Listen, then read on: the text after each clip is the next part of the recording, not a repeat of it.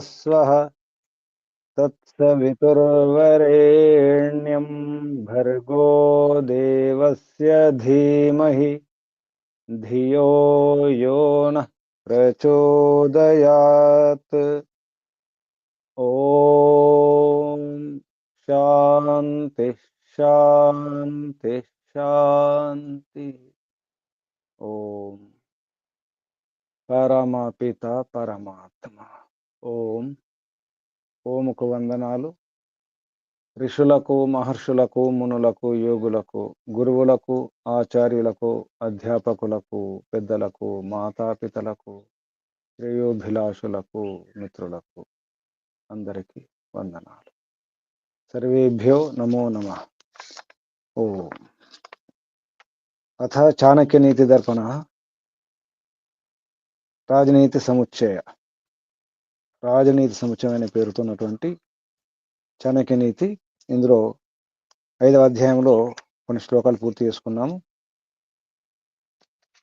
15 శ్లోకాల వరకు పూర్తి చేసుకున్నాము. 15 శ్లోకంలో ఏం తెలుసుకున్నారు? ఈ ధనము, పశువులు, బంధువులు అన్ని కూడా ఎక్కడి వరకు వస్తాయి? చివరికి వచ్చేదేమిటి? మన వెంట వచ్చేదేమిటి? చెప్పండి. పాపం పుణ్యమే గురించి మన చేసుకున్నటువంటి పాపాలు, పుణ్యాలు అంటే ధర్మాధర్మాలు, వాటినే శుభ అశుభాలు అన్నారు. ధర్మో మిత్రం మృతస్యచ అనే దానికి చెప్పడం జరిగింది. ధనాని భూమౌ పశవశ్చ గోష్ఠే భార్య గృహద్వారి సఖ శ్మశానే దేహశ్చితాయాం పరలోక మార్గే ధర్మానుగో గచ్చతి జీవ ఏకః. ఇది మనుస్మృతిలో కూడా చెప్పడం జరిగింది.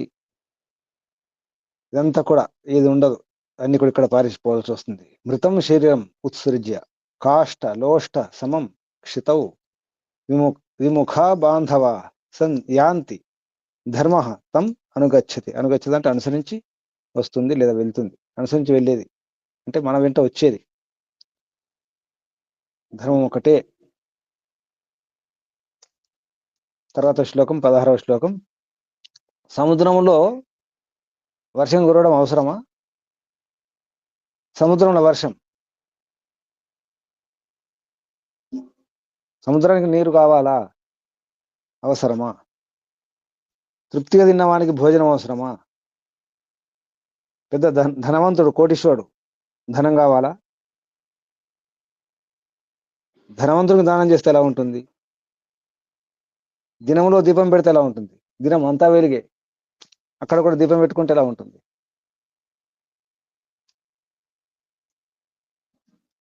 శ్లోకం చూడండి. వృథా వృష్టి వృథా వృష్టి సముద్రేషు వృథా తృప్తేషు భోజనం వృథా దానం ధనాఢ్యేషు వృథా దీపో దివా అపి చ. తిరుడార్థం ప్రభుగారు. నమస్తే గురుజీ. సముద్రములందు వర్షించుటయు ఆకలి లేక తృప్తి పొందిన వారికి భోజనము ధనవంతులకు దానమిచ్చుట పగలు దీపం వెలిగించుట వ్యర్థము. వివరణము: ధనికులకు దానమిచ్చుట వ్యర్థం. దరిద్రాన్ భర కౌంతేయ మా ప్రాయచ్ఛేశ్వరీ ధనం వ్యాధితస్యౌషధం పథ్యం నీరుజస్య కిమౌషధైః. యుధిష్ఠర, దరిద్రులను పోషించుము, ధనికులకు దానమియ్యరాదు.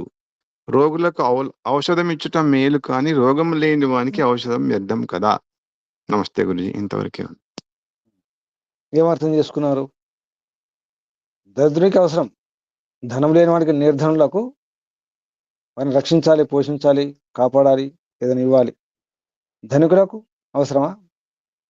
మా ప్రాయచ్ఛ అంటే ఇవ్వకూడదు. మా ప్రాయచ్ఛ ఈశ్వరే. ఈశ్వర అంటే ధనవంతులకు ధనం. ఈశ్వరు అంటే ఇక్కడ ధనం గలవాడు ఈశ్వరుడు. వ్యాధి తస్య ఔషధం.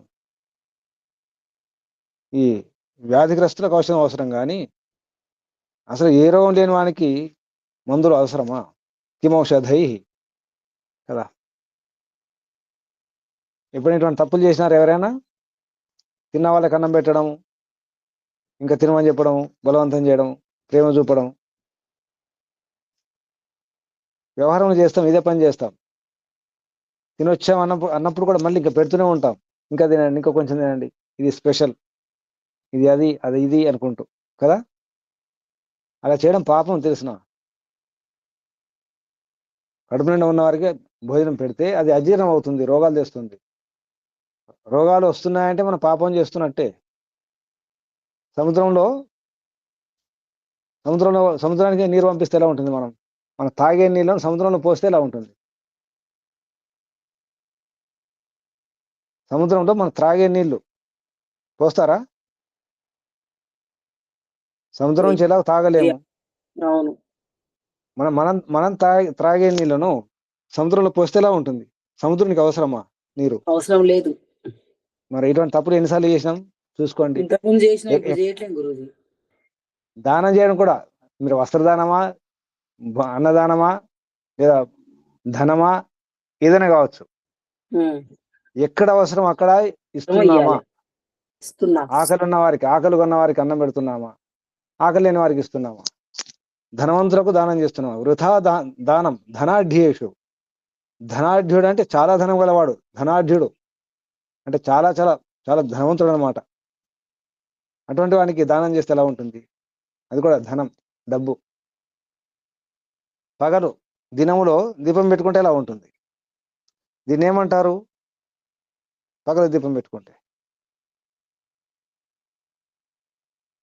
మూర్ఖత్వం. ఇవన్నీ అంతే. వృథా వృష్టి సముద్రేషు, వృథా తృప్తేషు భోజనం, వృథా దానం ధనాఢ్యేషు, వృథా దీపో దివా అపి చ. తర్వాత శ్లోకం 17వ శ్లోకం చూడండి. ఇక్కడ కింద ఈ హితోపదేశంలో ఉపదేశం అంటే యుధిష్ఠునికి అంటే ధర్మరాజుకు ఉపదేశం ఇది. దరిద్రాన్ భర కౌంతేయ అని చెప్పేసి కుంతి కుమార అంటే ఇక్కడ ధర్మరాజు. ధనం గలవానికి మా వద్దు, ప్రయచ్చ ఇవ్వకూడదు ధనం. వ్యాధి ఉన్న వారికి ఔషధం ఇవ్వాలి, పథ్యం పాటించాలి. కానీ నీ రుజ అంటే రుజ అంటే రోగాలు. రుజ అంటే రోగాలు. నీ రుజ అంటే రోగం లేకపోవడం. నీ రోగం అంటారు హిందూ. నీ రోగం లేనప్పుడు ఔషధాలు అవసరం లేదు. కానీ ఆయుర్వేదంలో ముందు జాగ్రత్తలు ఉంటాయి, రోగాలు రాకుండా కూడా. ఆయుర్వేదం యొక్క ముఖ్య ఉద్దేశము స్వస్థాతుర పరాయణం అంటారు. స్వస్థులకు, ఆతురులకు. ఆతురు అంటే రోగులకు, అంటే నొప్పులు, బాధలు, పీడ, సమస్య ఉన్న వారికి కూడా అదే ఔషధం పనిచేస్తుంది. రోగం రాకుండా అదే, రోగం వచ్చిన తర్వాత కూడా అదే. అటువంటి ఉపాయాలు ఉంటాయి ఆయుర్వేదంలో. అప్పుడు అందరికీ అవసరమే. కానీ ఇక్కడ పథ్యము మందులు అనమాట. కిం ఔషధై, ఔషధాల ద్వారా ఏం లాభం లేదు. రోగం లేని వారికి ఔషధాలు వాడాల్సిన అవసరం లేదు. కానీ ముందు జాగ్రత్తలు, నియమాలు పాటించాలి. తర్వాత శ్లోకం 17వ శ్లోకంలో ఏ నీరు మంచిది, ఏ బలం మంచిది, ఏ తేజస్సు, ఏది ప్రియమైంది అనే విషయంలో శ్లోకం ఇది. 17వ శ్లోకం చాణక్యనీతి దర్పణం 5వ అధ్యాయం 17వ శ్లోకం. చెప్పండి అమ్మా. నాస్తి మేఘ సమంతోయం మేఘ ఘ మహాప్రాణం. నాస్తి మేఘ సమంతోయం నాస్తి చాత్మ సమంబలం నాస్తి చక్షు సమంతేజో నాస్తి ధాన్య సమం ప్రియం. చ ఆత్మ అక్కడ విడదీయండి. చ ఆత్మ సమం బలం. నాస్తి చ ఆత్మ సమం బలం. నాస్తి చ అనాల ఆత్మ సంబలం సమం బలం. చ ఆత్మ సమం బలం. చ ఆత్మ సమం బలం. చెప్పండి. కలిపిందాన్ని తీయ. మేఘమునందలి జలము కన్నను స్వచ్ఛమైనది లేవు, ఆత్మబలము కన్నను ఏ బలము ఎక్కువ కాదు, కంటి కాంతి కంటే ఏ కాంతియును గొప్పది కాదు అనగా కంటి దృష్టిని మించిన కాంతి లేదు, ఆహారము కంటే ఏదీను ఇష్టమైనది కాదు. ఇంతే ఉంది గురూజీ ఇందులో. తర్వాత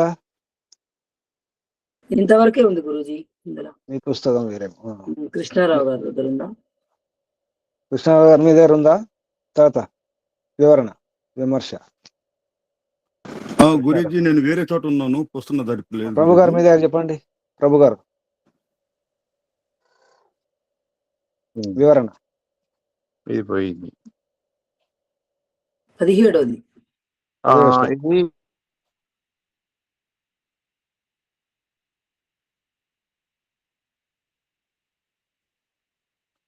అంటే మేఘజలం ఉంటుంది కదా, నీళ్ళు ఏ నీరు స్వచ్ఛమైందనే విషయంలో మేఘం ఏ నీరు మంచిది అంటే తోయం అంటే నీరు, అది మేఘాల్లో నీరు మంచిది.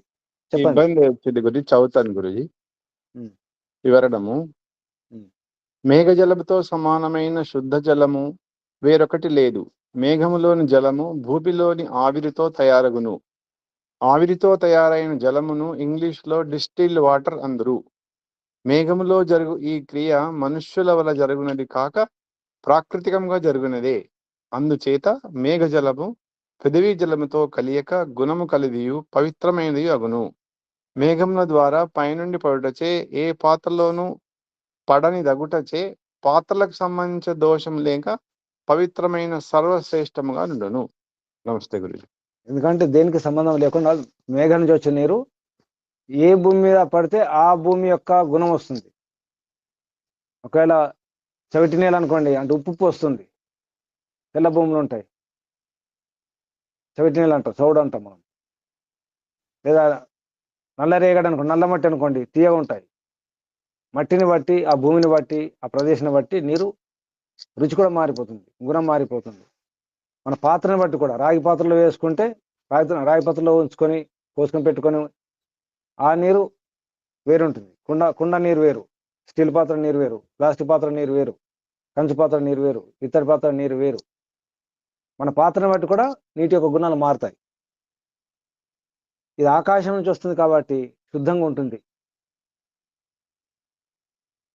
ఆశ్వయుజ మాసంలో ముఖ్యంగా ఇప్పుడు కలుషితం కదా గురూజీ, ఇది కుదురుతుంది ఈ రోజుల్లో. కలుషితం ఉంది అంటే శరదృతువులో ఐంద్రజలం అంటాం. శరదృతువులో పడే నీరు, వర్షం నీరు చాలా బాగుంటుంది. ఋతువులలో శరదృతులో నీరు వర్షం కురిస్తే పట్టుకోండి, మేము ఇక్కడ సేకరించి పెట్టాం. మేము ఇక్కడ ఉంది, చాలా బాగుంటుంది. అప్పుడు తీయ కూడా ఉంటాయి, శుద్ధంగా ఉంటాయి నీరు. ఆ నీరు మొత్తం మీద అయితే వర్షం నీరు మంచిది, అది బాగా గుర్తుంచుకోండి. అంటే మన యొక్క తప్పిదం వల్ల, ఈ కాలుష్యాల వల్ల చెడు వానలు వస్తున్నాయి. ఒక్కోసారి యాసిడ్ రైన్స్ కూడా వస్తాయి, ఆమ్ల వర్షాలు. కానీ ఇప్పుడు కూడా వర్షం నీరే మంచిది. ఎందుకంటే అది డిస్టిల్డ్ వాటర్ కదా. డిస్టిల్ మనం తయారు చేస్తాం, అంటే మంట పెట్టేసి ఆవిరి వచ్చేసి ఆవిరిని పట్టుకోవడం, దాన్ని చల్లారిస్తే నీరు వస్తుంది. అది డిస్టిల్డ్ వాటర్ అది. కానీ సహజంగా ఈ సూర్యుని యొక్క తాపం, ఎండ వలన వేడయ్యి ఆవిరయ్యి ఆకాశం వెళ్ళి అక్కడి నుంచి వస్తుంది కదా. కాబట్టి అందులో ఎక్కువ చెడు ఉండదు, కాలుష్యం ఉండదు, మురికి ఉండదు అన్నమాట. ఆ నీరు మంచిది. అలాగే బలం, ఎన్నో రకాల బలాలు ఉంటాయి కదా. ఏమేమి బలాలు ఉంటాయి చెప్పండి ఒకసారి. బలాలు ఏమేమి బలాలు ఉంటాయి? భుజ బలం, బుద్ధి బలం, ధన బలం, ఇంకా రకరకాల ఇంకా గురూజీ. ధన బలం, ఇంకా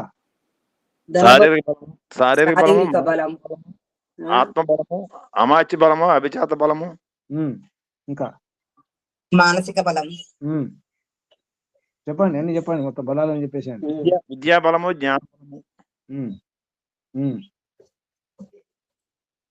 ఇంకా ఇంకా లేవా బలాలు? లేవా? ఉన్నాయి. భక్తి బలం అనొచ్చా గురువు? భక్తి బలం, భక్తి బలం, భక్తి బలం, భక్తి వల్ల వచ్చే బలం. గుర్తు చేసుకోండి. ఇంకా అన్నిటికంటే ఏ బలం గొప్పది? ఆత్మ బలం గొప్పది. ఇంకా దానికంటే గొప్పది జ్ఞాన బలం. అన్నిటికంటే జ్ఞానం తర్వాత ఆత్మ, అంతేనా? ఏ బలం గొప్పది? జ్ఞాన బలం గొప్పదా, ఆత్మ బలం గొప్పదా? ఆత్మ. జ్ఞానంతో ఆత్మకు బలం వస్తుంది గురూజీ. నేను ప్రశ్న నేను అడుగుతున్నా, సమాధానం మీరు చెప్పాలి. మన ప్రశ్న కన్ఫర్మ్ చేసుకోండి అడుగుతున్నారా? జ్ఞానానుముక్తి కాబట్టి జ్ఞాన బలం గొప్పది గురించి. జ్ఞానం ఇప్పుడు ఈయన ఇప్పుడు లిస్ట్ చెప్పాను కదా, పట్టిక, ఈ సూచి, ఇదో అందులో ఎన్నో బలాలు వచ్చినాయి కదా, అందులో ఏ బలం గొప్పది? కొందరేమో జ్ఞాన బలం గొప్పది అంటున్నారు, కొందరు బుద్ధి బలం, ఇంకా ఆత్మబలమే గురూజీ. ఆత్మబలం. ఆత్మబలం కంటే గొప్ప బలం ఉందా ఇంకేమైనా? దానికంటే పరమాత్మ పరమాత్మ బలం. ఆ, అన్నిటికంటే గొప్ప బలం పరమాత్మ బలం. పరమాత్మ బలం. కానీ మన వ్యవహారంలో బలం ఆత్మ బలమే గొప్పది. ఉమ్. తర్వాత ఏమన్నారు ఇక్కడ? నాస్తి చక్షు సమం తేజ. ఈ కన్నులు. కంటి చూపు ఏతుందో అది పెద్ద తేజస్ అట, పెద్ద వెలుగు. కంటి వెలుగే వెలుగట. కంటి వెలుగు నిమిషం వెలుగుందా ప్రపంచంలో? సూర్యుని వెలుగుంది కదా, అగ్ని వెలుగుంటుంది కదా, విద్యుత్ వెలుగుంది కదా, దీపాల వెలుగుంది కదా. కంటి వెలుగే వెలుగు అంటారు, ఎందుకు చెప్పండి? శరీరానికి స్వచ్ఛమే సూర్యుడు కాబట్టి కంటి బలమే వెలుగు అంటారు. గురూజీ సూర్యకాంతి నమస్తే. కంటే కంటి వెలుగు గొప్పదా? కళ్ళు ఉంటేనే ఏదైనా చూస్తాం గురూజీ. కంటి వెలుగు లేకపోతే ఎన్ని వెలుగులైనా చూస్తాం? చూడలేము కదా గురూజీ.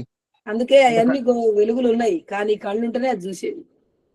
ఇప్పుడు కంట్లో వెలుగు ఉంటుందా, కాంతి ఉంటుందా కంట్లో? సూర్యుడి వల్లే సూర్యుడి వల్లే అక్కడ బ్రహ్మాండంలో సూర్యుడు, ఇక్కడ శరీరంలో స్వచ్ఛము. ఇప్పుడు మీరు కళ్ళు తెరుచుకొని ఉండండి, చీకట్లో ఏం కనిపిస్తుంది? కనిపించదు. మరి వెలుగు గొప్పదా, కంటి వెలుగు గొప్పదా? వెలుగు గొప్పది. వెలుగు ఉంటేనే కంటికి కనిపిస్తుంది. సుప్రనారాయణ గారు, అప్పలనాయుడు గారు ఏమంటున్నారు? వెలుగున్న కంటిలో వెలుగుని చూసే శక్తి లేకపోతే అది వ్యర్థమే కదా గురూజీ. ఇప్పుడు చీకట్లో మీరు ఎలా చూస్తారు? కళ్ళు తెరుచుకొని చూడండి, చీకట్లో కనిపిస్తుంది. అప్పుడు రాత్రి అయింది, సూర్యకాంతి లేదు, వెలుగు లేదు, అప్పుడు మీ కంటి వెలుగు ఉంది కదా, మరి చూడండి. అసలు కంట్లో వెలుగు ఉంటుందా?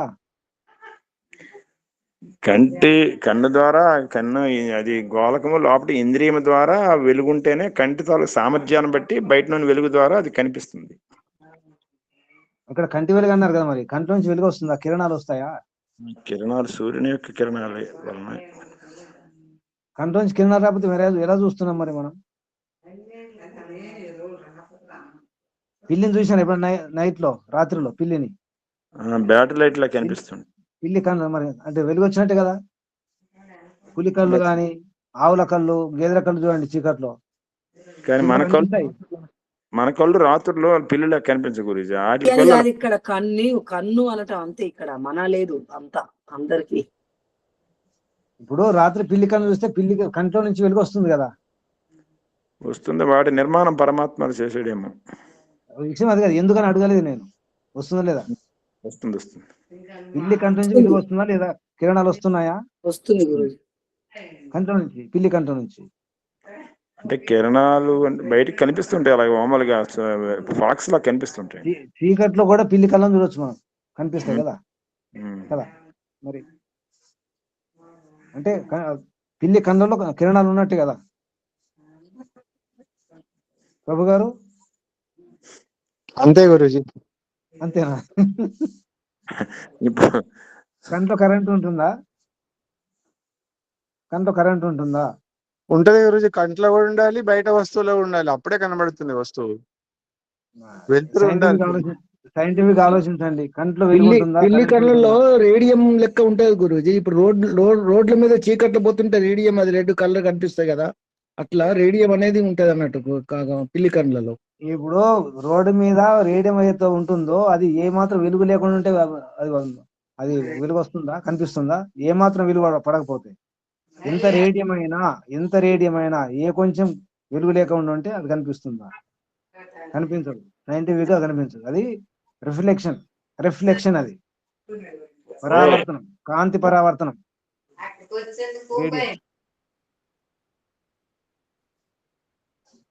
ఆలోచించండి, కంట్లో కిరణాలు ఉన్నాయా, వెలుగుంటుందా? ఇక్కడ ఏమన్నారు? నాస్తి చక్షు సమం తేజ. రేపటిదాకా సమాధానం. నాస్తి ధాన్య సమం ప్రియం. ధాన్యాన్ని మించి అంటే అన్నాన్ని మించినట్టు ప్రియమైన వస్తువు లేదట ప్రపంచంలో. నిజమా? అన్నాన్ని మించిన ప్రియమైన వస్తువు లేదు. అంత ప్రియమా అన్నం, భోజనం? అది లేకుంటే జీవనం లేదు. భోజనం ప్రియం అది శరీరం. కాదమ్మా, ప్రియం ప్రియం అంటున్నారు ఇక్కడ. ఉమ్, అది ప్రియం. ప్రియమే ధాన్య మరి. సమం ప్రియం ఎలా అవుతుంది? ఆకలైన వాడికి అన్నం పెట్టితేనే తృప్తిగా ఉంటుంది, కానీ ఎన్ని ధనం ఇచ్చినా బంగారం ఇచ్చినా డబ్బులు ఇచ్చినా ఆ సమయంలో ఆకలి అంటే భోజనమే కదా కావాలి. అమ్మ ధనం లేనప్పుడు ధనం ఇస్తే కూడా అప్పుడు ధనమే కావాలి, అప్పుడు కూడా ప్రియమే. కానీ ఆకలి ఉన్నప్పుడు అన్నమే కావాలి. ఆకలి లేనప్పుడు ధనాన్ని తీసుకుంటాడే కానీ అమ్మ ఆకలి అయినప్పుడు అమ్మ నిద్ర వచ్చినప్పుడు చోటు కావాలి, అప్పుడు చోటు ప్రియం. నిద్ర వస్తే దాహం వేస్తే నీరే ప్రియం, నీరే కావాలి అప్పుడు. ఇప్పుడు ఏమైనా శరీరం అన్నం, అది అన్నం తింటేనే శక్తి వస్తుంది, శక్తి ఉంటేనే ఇవన్నీ చేయగలుగుతాం. ముందు శక్తి అవును, రావాలంటే భోజనం కావాలి. నిద్ర వస్తే చోటు కావాలి, అప్పుడు చోటే ప్రియం కదా, మరి స్థలం కావాలి పడుకోవడానికి. ముందు అన్నం తింటేనే కదా నిద్ర నిద్ర వచ్చేది. వచ్చేది. ఆకలి అయితే నిద్ర కూడా రాదు. తినకుండా నిద్ర రాదు కదా. గురువుగారు అన్నం వై బ్రహ్మ, అన్నం వై ప్రాణ, ఇవన్నిటికి అన్నం ఉంటేనే శరీరం నిలబడితేనే ఆత్మ ఇవన్నీ ప్రియం అవుతాయి. అన్నిటికన్నా ప్రియం సరే, ఆత్మ నీళ్ళు ప్రియం. తాగకండి, ఒక 3 రోజులు నీళ్ళు తాగకండి, ఏది గొప్ప తెలుస్తుంది. అదే అదే కంపల్సరీ అన్నం అని 3 రోజులు నీళ్ళు తాగకండి, 3 రోజులు అన్నం తినకండి, ఏది గొప్పది అప్పుడు? ఇప్పుడు చెప్పండి, అన్నం గొప్పదా, నీరు గొప్పదా?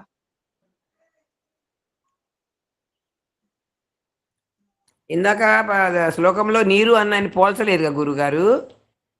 మరి ధాన్యం అన్నారు ఇక్కడ స్పష్టంగా, ధాన్యం. అన్నం లేకపోతే నీరు తాగని బ్రతకొచ్చు అంటారు. రెండిట్లో 3 రోజులు పోల్చుకుంటే ముందు నీరే ప్రాధాన్యం. మరి నీరే తర్వాత గొప్పది కదా, మరి అదే రెండిట్లో పోల్చుకుంటే ఏది గొప్పది ఇప్పుడు? పోలికతో రెండు వస్తువులు పోల్చినప్పుడు ఏది గొప్పదో తెలుస్తుంది. ఇక్కడ ఏమన్నారు? నాస్తి ధాన్య సమం ప్రియం, ప్రియమైనటువంటి వస్తువు మరొకటి లేదు ధాన్యాన్ని మించింది. నీరు ఉంది కదా, గాలి ఉంది కదా, గాలి లేకపోతే ఎంతసేపు ఉంటారు? మరి వారు ఏ కోణంలో అన్నారు అనేది అడగండి, చాణక్యుని అడగండి ఏ కోణంలో అన్నారు. మరి చాణక్యులు, మీరే చాణక్యులు మరి. అదేం కాదు, రేపటికి ఆలోచించండి. సరే, 18వ శ్లోకం చూడండి. ఈ ప్రశ్న సమాధానం రేపు ఇవ్వండి. కంట్లో ప్రశ్న అంటే, కంట్లో కిరణాలు ఉంటాయా, కరెంట్ ఉంటుందా, కంట్లో కాంతి ఉంటుందా? ఒక ప్రశ్న.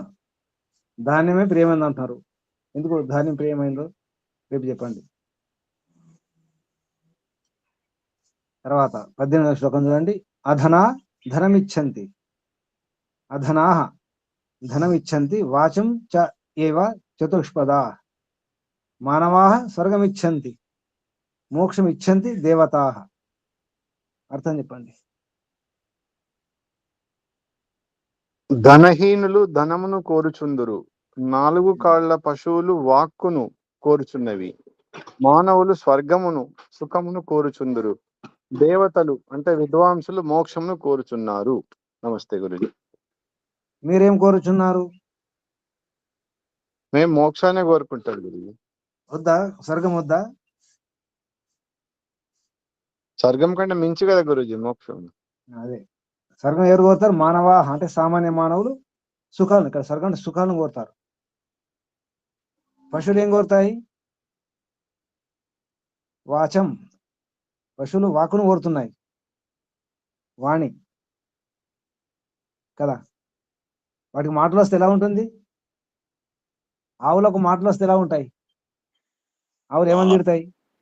కుక్కలకు మాటలు వస్తే ఏమని తిడతాయి? పిల్లలకు మాటలు వస్తే ఏమని తిడతాయి మనల్ని? గాడిదకు మాటలు వస్తే ఏమని తిడతాయి చెప్పండి? గాడిదకు మాట వస్తే ఏమని తిడుతుంది? ఏ జన్మలో ఏ పాపం చేశానో నేను మొయ్యవలసి వస్తుంది బరువు, నాలాగే నువ్వు. కాదు కాదు, అలా అలా అలా తిట్టుకోదు. గాడిద తన పిల్లని ఏమని తిడుతుంది చెప్పండి? గాడిదకు మాటలు వస్తే గాడిద తన పిల్లని ఏమని తిడుతుంది? గాడిద అంటది. కాదు కాదు కాదు, మనిషి కొడుకు అని తిడుతుంది. ఓ మనిషి కొడుకు అని తిడుతుంది. అప్పుడు మనం గాడిద కొడక అంటే కంటే వెలిచి కొడక. మనం ఏం తిడతాం? మనం ఏమని తిడతాం? గాడిద కొడక అంటామండి. అవేమంటాయి? మనిషి కొడక అంటది. గాడిద తన పిల్లని మనిషి కొడుకు అని తిడుతుంది. అప్పుడు వాకును కోరుకుంటారు అంటే లేదు. అంటే అర్థం చేసుకోండి, వాక్ అంత గొప్పది. మనకు భగవంతుడు ఇచ్చినటువంటి వరాలలో వాణి పాణి, పాణి అంటే చేతులు. భగవంతుడు మానవులకు ఇచ్చినటువంటి వరాలలో ముఖ్యమైనటువంటి వరాలు వాణి పాణి, చేతులు, తర్వాత వాక్కు మాటలు. అందుకే వ్యర్థం చేసుకోకూడదు. మన చేతుల్లో కళలు, నైపుణ్యాలు, మన చేతులతో చేసే పనితనం మన మాటలు కాపాడుకోవాలి. అధన అంటే ధనం లేని వాళ్ళు ఎట్లాగో ధనం కోరుతారు, అది గొప్ప విషయం లేదు. కానీ దేవతలు ఏం కోరుతారు? దేవతలు మోక్షం అని చెప్పారు కదా మీరు శ్లోకం నేనేం చెప్పానమ్మా, శ్లోకంలో చాణక్యుడు చెప్తున్నాడు, ఆచార్య చాణక్య వారు చెప్తున్నారు, అవును. నేను చెప్పట్లేదు. మీరేం కోరుకుంటున్నారు? మోక్షమే కోరుకున్నాం కానీ ప్రయత్నం తక్కువ, కోరికలు ఎక్కువ. కోరిక ఉండాలమ్మా, మంచి కోరికలు ఉండాల్సిందే. అదే ఉంటే ఏమవుతుందంటే శక్తి పెరుగుతుంది. పెద్ద పెద్ద లక్ష్యం ఉంచుకున్నప్పుడు తప్పకుండా లోపల విశ్వాసం పెరుగుతుంది. లక్ష్యం పెద్దది ఉంచుకోవాలి. మోక్షం ఇచ్చంతి దేవతాహ. మన దేవతలమా, మానవులమా, పశువులమా, ఏమిటి చూసుకోవాలి ఇక్కడ కదా. తర్వాత సత్యం గురించి, సత్యం యొక్క మహిమ గురించి చెప్పడం జరుగుతుంది. సత్యం ఎంత గొప్పదో 19వ శ్లోకంలో చూడండి. సత్యేన ధార్యతే పృథివీ, సత్యేన తపతే రవి, సత్యేన వాతి వాయుశ్చ, సర్వం సత్యే ప్రతిష్ఠితం, సర్వం సత్యే ప్రతిష్ఠితం. తెలుగు అర్థం: సత్యము వలన పృథివీ స్థిరముగా ఉన్నది, సూర్యుడు సత్య బలముతో తప్పించుచున్నాడు, సత్యము వలన వాయు వీచుతున్నది, సమస్తము సత్యమందే స్థిరమై ఉన్నది. వివరణము: పృథివీ సత్యం యొక్క ఆధారముతో నిలిచి ఉన్నది. వేదమంత్రం: సత్యేనోత్తాపిత భూమి, భూమి సత్యంపై ఆధారపడి స్థిరముగా ఉన్నది. వేదములో మరొక చోట పృథివీ 8 స్తంభములపై నిలిచి ఉన్నదని చెప్పబడినది. ఆ 8 స్తంభములలో సత్యం ఒకటి. సంపూర్ణం చదవాలా గురించి? ఇంకా ఉంది. సత్యం బృహద్ ఋతం ఉగ్రం సత్యం దీక్ష తపో బ్రహ్మ యజ్ఞ పృథివీం ధారయంతి. సత్యము, విశాలత, నియమము, ఉగ్రత, దీక్ష, తపము, బ్రహ్మ యజ్ఞము, కళాకౌశలము, ఉద్యోగమునకు ఏర్పాటు, ఈ 8 పృథివిని ధరించు స్తంభములు. మరొక శ్లోకము: గోభిర్ విప్రైశ్చ వేదైశ్చ సతీభిర్సత్యవాదిభిః అలుబ్ధైర్దానశీలైశ్చన సప్తభిర్ధార్యతే మహి. అక్కడ అలుబ్ధై దానశిరైశ్చాది. అలుబ్ధై చెప్పండి.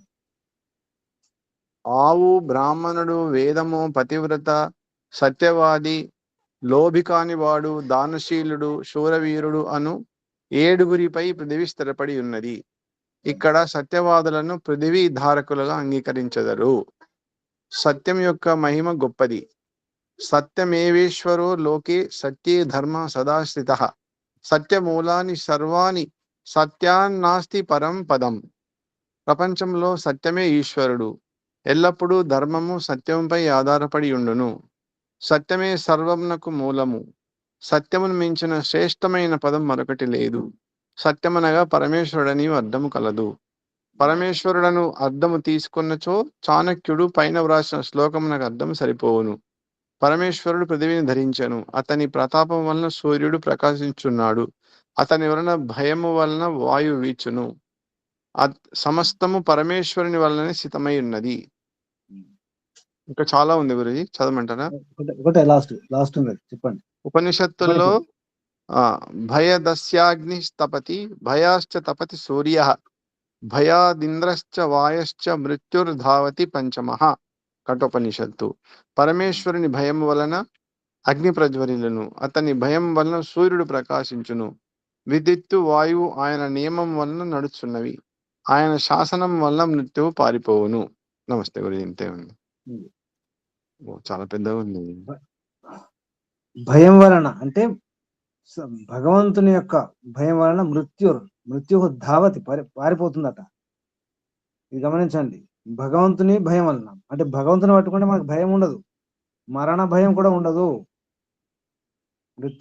మృత్యు ధావతి పంచమ, అది 5వది అనమాట. అందుకే పంచమం అన్నారు. మరణం కూడా భయపడి పారిపోతుంది. మరణ భయం ఉందా ఎవరికైనా? ఉంటే భగవంతుని పట్టుకోండి. భగవంతుని పట్టుకుంటే భయం ఉండదు. నిన్న కూడా వచ్చింది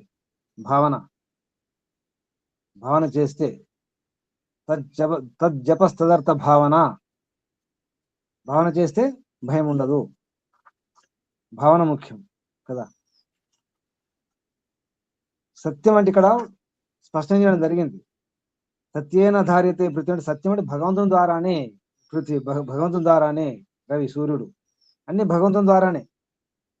వాతి, వాయు, గాలి వీచిన, సూర్యుడైన, చంద్రుడైన, గ్రహాలైన, నక్షత్రాలైన అన్ని కూడా సర్వం సత్య ప్రతిష్ఠితం. అన్ని కూడా సత్యములు అంటే భగవంతులోనే ప్రతిష్ఠితం, ప్రకృష్టంగా స్థిరంగా ఉంటున్నాయి. అన్ని కూడా సత్యం ద్వారానే, సత్యం వలననే. సత్యమే ముఖ్యం. సత్యమే ఈశ్వర, సత్యమే ఈశ్వరుడు, సత్యమే ధర్మం. సత్యం అన్నిటికీ ఆధారం. సదా ఆశ్రితం, సదా ఎల్లప్పుడూ కూడా ఆశ్రితం. అదే ధర్మ ఆశ్రితమైంది. ఇక్కడ సత్యంలోనే ధర్మం అంటే ధర్మానికి సత్యం ఆశ్రయం. సత్యమే మూలం సర్వాణి. సత్యాత్ నాస్తి సత్యాన్నాస్తి, సత్యాత్ నాస్తి పరం పదం. సత్యాన్ని మించినటువంటి పరమ పదం అంటే పరమాత్మనే కదా సత్యం అంటే. పరమాత్మనే పరమ పదం కదా. మనం పరమ పదం అంటే మనం చేరుకోవచ్చు చివరి పదం, చివరి స్థానం, పదం, లక్ష్యం భగవంతుడే. భగవంతుని భయం వలన అంటే భగవంతుడు చెప్పినట్టుగానే అగ్ని గాని, సూర్యుడు గాని, చంద్రుడు గాని, గ్రహాలు, నక్షత్రాలు అన్ని కూడా, వాయువు, చివరికి మరణం కూడా భయపడి పారిపోతుంది. భగవంతుని పట్టుకునే ప్రయత్నం చేయండి. ఇవన్నీ ప్రయత్నాలు కూడా మనం ఎన్నో రకరకాల ప్రయత్నాలు చేస్తున్నాం. అన్ని ప్రయత్నాలకు ఒకటి మన లక్ష్యం ఒకటే. మరణం అంటే భయం ఉండకూడదు. మరణ భయం ఎప్పుడు పోతుంది ఆలోచించారు ఎప్పుడైనా? మరణ భయం ఉండకుండా ఉండాలంటే ఏం చేయాలి? మరణం అంటే భయం ఉండకూడదు. మరి ఇప్పుడు మీరు ఎన్ని చెప్పినా, ఎన్ని చెప్పినా, భగవంతుడు చెప్పినా, ఋషులు చెప్పినా, ఇప్పుడు ఎంత చెప్పినప్పుడు కూడా భయం ఉంటుంది. ఇప్పుడు ఈ మాట వినండి. ఎంత ప్రయత్నం చేసినప్పుడు కూడా, ఎంత అధ్యయనం చేసినప్పుడు కూడా, ఎంత యోగాభ్యాసం చేసినప్పుడు కూడా తప్పకుండా యోగికి కూడా భయం ఉంటుంది, ఋషులకు కూడా భయం ఉంటుంది. భయం లేకుండా ఎవరు లేరు, ఉండబోరు. ఎప్పుడు భయం ఉండదు చెప్పండి? ఎప్పుడు భయం ఉండదు? ఏ స్థితిలో? అవిద్య సమాధి పొందినప్పుడు కూడా భయం ఉంటుంది. అంటే ఆ టైంలో, ఆ సమయంలో ఉండకపోవచ్చు, ఆ క్షణంలో, ఆ స్థితిలో, కానీ మళ్ళీ భయం ఉంటుంది. ఎప్పుడు భయం ఉండదు? సమాధానం మోక్షంలో భయం ఉండదు. మోక్షములో అంటే దాని అర్థం స్పష్టం చేయండి. మోక్షములో అంటే సాక్షాత్కారం, పరమాత్మ సాక్షాత్కారంలో.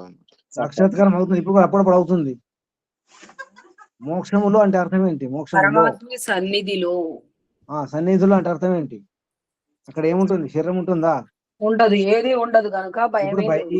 ఇప్పుడు భయం ఎందుకు ఉంటుంది? శరీరం ఉంది కాబట్టి, శరీరంతో సంబంధాలు ఉంటాయి కాబట్టి, అందుకు భయం.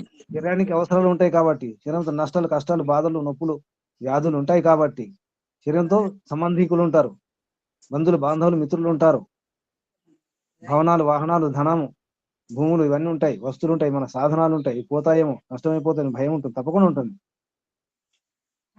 అసలు ఈ శరీరమే లేకపోతే భయమే ఉండదు.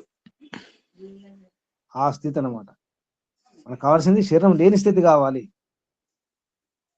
శరీరం అంటే తప్పకుండా భయం ఉంటాయండి. మీరు ఎంత ప్రయత్నం చేసినప్పుడు కూడా చెప్పడం వేరు, కానీ భయం తప్పకుండా ఉంటుంది. నేను యోగాభ్యాసిని, యోగిని, సమాధి పొందినటువంటి, అసంప్రజ్ఞాత సమాధి పొందినటువంటి, ఈశ్వర సాక్షాత్కారమైనటువంటి, జీవనముక్తుడైనటువంటి, ఏమని చెప్పండి, తప్పకుండా భయం ఉంటుంది. ఈ జన్మలోనే ఇప్పుడే ఈశ్వర సాక్షాత్కారం అయినప్పటికీ కూడా మళ్ళీ భయం ఉంటుంది. ఆకలిస్తుంది కదా, ఆకలికి అన్నం కావాలి కదా, నిద్ర వస్తే చోటు కావాలి కదా, రోగాలు వస్తాయి, ఔషధాలు కావాలి కదా, రోగాల భయం ఉంటుంది. ఎన్నో భయాలు ఉంటాయి. భోగే రోగ భయం, అన్ని అక్కడ చెప్పడం జరుగుతుంది. భోగే రోగ భయం, గుణే కల భయం, బలే రిపు భయం అనుకుంటూ అన్ని భయాలే. వైరాగ్యమేవ అభయం అని ఒకటి వస్తుంది, చివరిలో వస్తుంది వాక్యం. వైరాగ్యమేవ అభయం. అక్కడ మరొక పదాలు చెప్తారు, శంభో పదం శాశ్వతం అని. శంభో పదం శాశ్వతం. అప్పుడు భయం ఉండదు. దాని కొరకు ప్రయత్నం చేయండి, అది ముఖ్యం. మీకు ఎన్నని వినండి, ఏమని చేయండి. చివరికి కావాల్సింది చర్మదేహం కావాలి, చివరి మరణం కావాలి. మీరు ఎందరూ ఈ లక్ష్యం పెట్టుకున్నారు, చివరి మరణం కావాలని. మళ్ళీ మళ్ళీ మరణించకూడదు, ఇదే చివరి మరణం కావాలి, ఈ జన్మలోని ఈ శరీరంతోనే. మళ్ళీ శరీరం రాకుండా ఉండాలి, మళ్ళీ పుట్టకుండా ఉండాలి అని చెప్పేసి. ఏం జరుగుతుంది తర్వాత తర్వాత విషయం, ఏం జరుగుతుంది ఏమవుతుందని. కానీ మీ లక్ష్యం, మీ సంకల్పం ఏముంది? ఉన్నారు ఎవరైనా? సంకల్పం ఉన్నా గురూజీ. ఇదే, ఇక చాలు, ఇక చాలు. పడ్డ కష్టాలు నష్టాలు చాలు, చాలు గురూజీ. ప్రయత్నాలు చాలు. ఇదే చివరి శరీరం కావాలి, ఇదే చివరి మరణం కావాలి. లక్ష్యం, సంకల్పం ఉందా? ఉంది గురూజీ. పద్మావతం గారు, ఇంకెవరు? ఒకరేనా? అంటే మళ్ళీ పుడతారా? మళ్ళీ పుట్టాలని ఉందా? పుట్టాం గురూజీ, నాకు ఉంది గురు. మళ్ళీ పుట్టేది లేదు.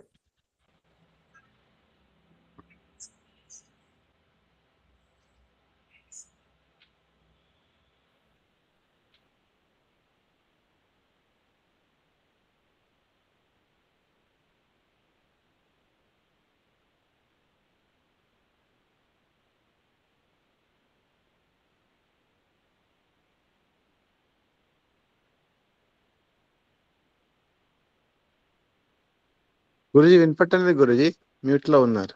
తర్వాత శ్లోకం. చలాలక్ష్మీ చలాహ ప్రాణాహ చలం జీవిత యవ్వనం చలాచలే చ సంసారే ధర్మ ఏకో హి నిశ్చలః. చెప్పండి తెలుగులో అర్థం. గురుజీ, లక్ష్మి అంటే ధన సంపత్తి చంచలమైనది, నశించున్నది.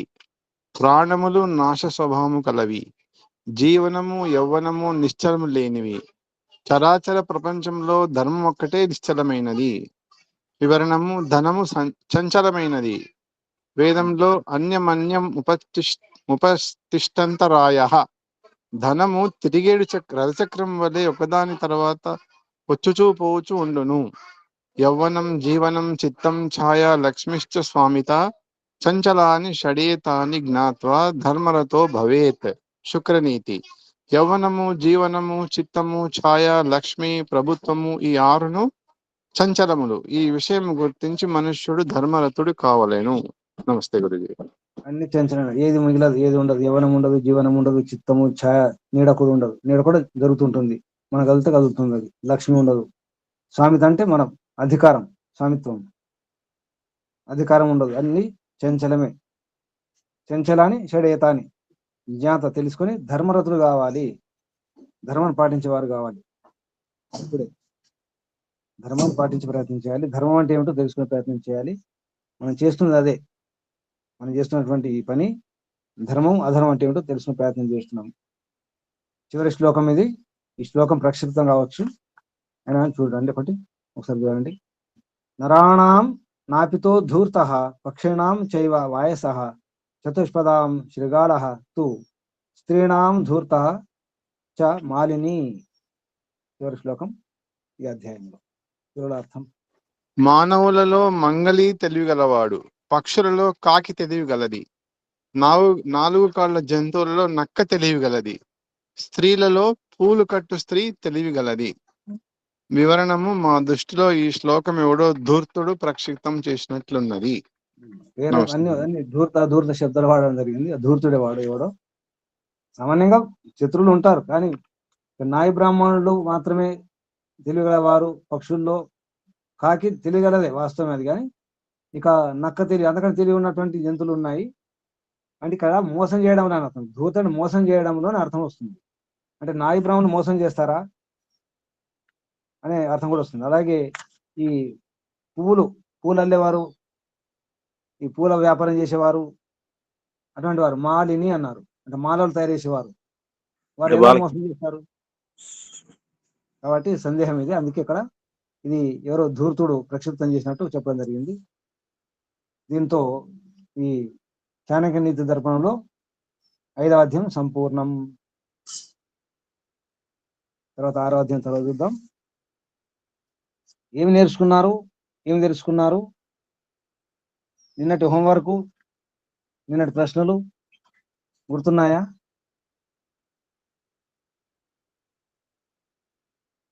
నిన్న ఎవరు గుర్తున్నాయా? చెప్పండి. నిన్నటి హోంవర్క్ ఉందా లేదా ఏమైనా?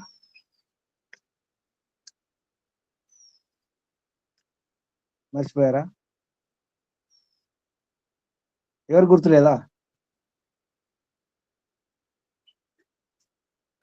స్త్రీలకు నాయకత్వం ఇవ్వకూడదు అన్నారు. ఎందుకు? స్త్రీలకు నాయకత్వం ఇవ్వకూడదు అన్నారు. ఎందుకు? ఇంకా ఆలోచించలేదు. ఆలోచించట్లేదు.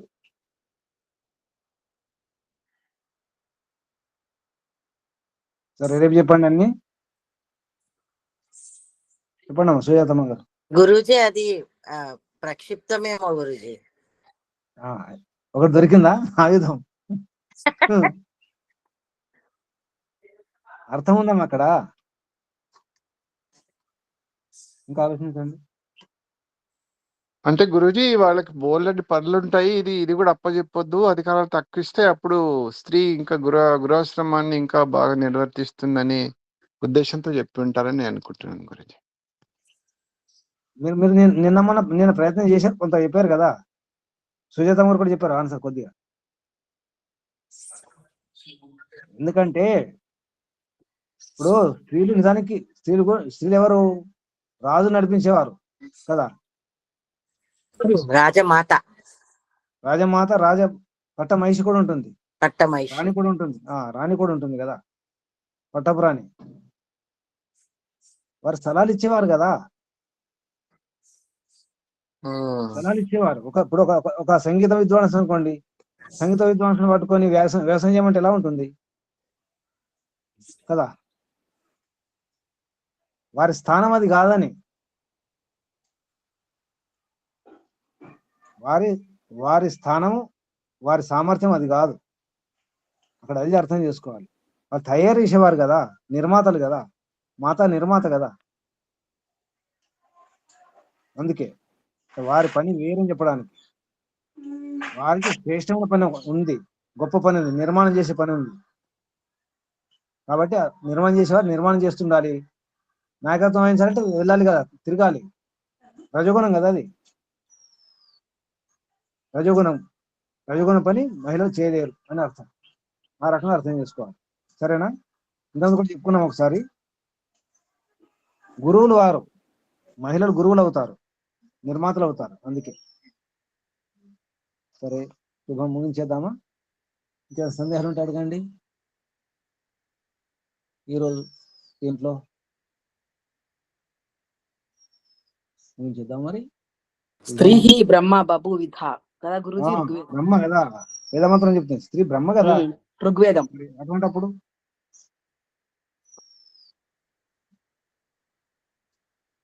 ముందుగా పరంపిత పరమాత్మకు, ఋషులకు, మాస్టర్లకు అందరికీ వందనాలు, ప్రణామాలు సమర్పిస్తూ మీ అందరికీ వందనాలు, ధన్యవాదాలు. పరంపిత పరమాత్మ శుభాశిస్సులు. ఓం శం శుభం సర్వేభ్యో నమో నమః. ముగించేద్దాం. ఓం